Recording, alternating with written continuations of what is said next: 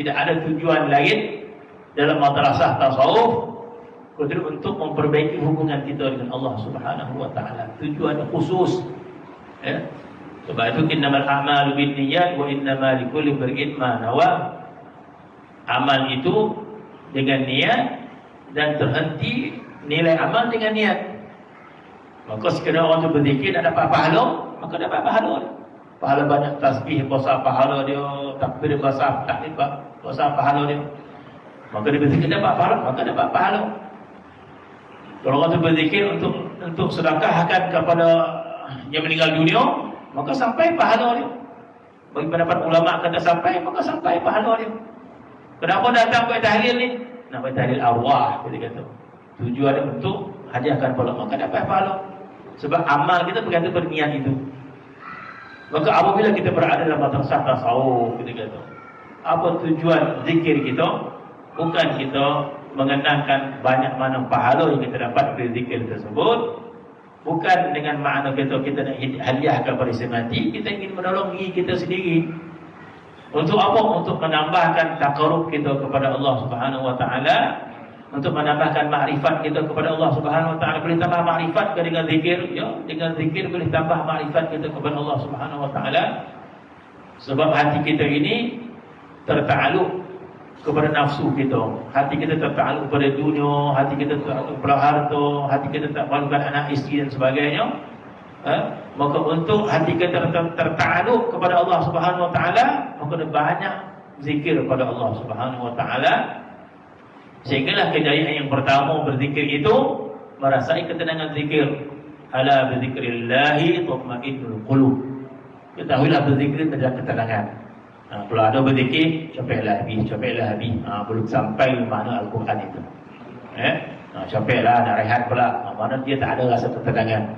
Ada sesuatu yang tidak baik terhadap diri dia. Allah Ta'ala mengatakan ala bizikrillahi tatma'innul qulub. Mendatangkan rasa tenang dengan zikir. Maka kita mula menjadi baik, sempurna. Lepas itu diberikan rasa kebahagiaan dan sebagainya. Sehingga Allah Subhanahu wa taala berikan kita kepahaman demi kepahaman makna zikir itu. Makna zikir itu siapa yang faham? Kita saja yang faham. Makna zikir siapa yang faham? Kita saja yang faham. Orang tak faham makna zikir yang kita faham. Sebab kaedah menyebut man lam yadhuk la yadri. Kita berzikir, kita rasa sangat bahagia. Kita tak dapat nak ceritakan orang. Sebab kita yang rasa, kita tak dapat nak bagi orang rasa. Maka kalau dia nak rasa juga, dia kena bersungguh-sungguh untuk merasai kemanisan zikir tersebut.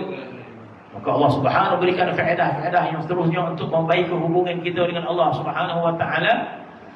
Sehingga kemuncak dia, Masya Allah, kita rasa cinta kepada Allah Subhanahu wa taala. Dan sampai peringkat kita ada rasa rindu kepada Allah Subhanahu wa taala. Terkadang seseorang dia tak tahu bahawa hatinya telah merindui Allah Subhanahu wa taala. Dia pun tak tahu. Dan terkadang kita tak tahu pun qadar kuat bagaimana hubungan kita dengan Allah Taala. Sebab kita beramal. Kita pun tak sadar hati kita bertambah kuat dengan Allah Subhanahu wa taala. Sebab kita yang penting kita berzikir. Kita pun tak tahu keadaan hati kita macam mana. Terkadang hati kita bertambah rasa rindu kepada Allah, kita pun tak sadar. Tiba-tiba menitiskan air mata. Kita kenapa menitis air mata pula? Kita tak tahu keadaan hati kita bagaimana. Jadi apabila menyebut nama Allah Subhanahu wa taala sehingga menitis air mata, bermaksud telah ada kejujuran cintanya kepada Allah Subhanahu wa taala.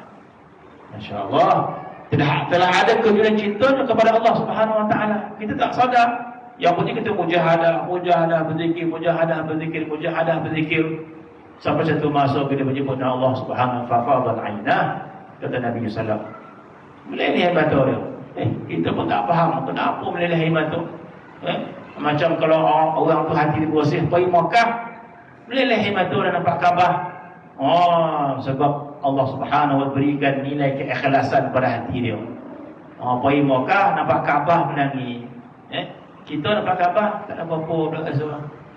Kau kan? Jadi maksud hubungan kita perlu begitu baik dengan Allah Subhanahu wa taala Sehingga saja. Sebab apa? Sebab dengan cinta sahaja boleh menitiskan air mata kita. Seorang mak kasih ke anak, teringat anak dia, mata bila nak balik asrama ni, kata dia. Ayah tak nangis pun besok. Sebab anak, mak dia ada rasa rindu kepada anak dia kan. Menitis air mata dia pada buat-buat. Kat siapa kita bila teringat menitis air mata? Adalah seorang kita rasa cinta. Jadi bila menitiskan air mata, itu tanda cinta dan rindu pada seseorang. Sebab itu bila kita menyebut nama Allah, menitiskan air mata, ada nilai keikhlasan kita dengan Allah Subhanahu Wa Taala, dan luar biasa sekali kita akan dimuliakan oleh Allah Subhanahu Wa Taala.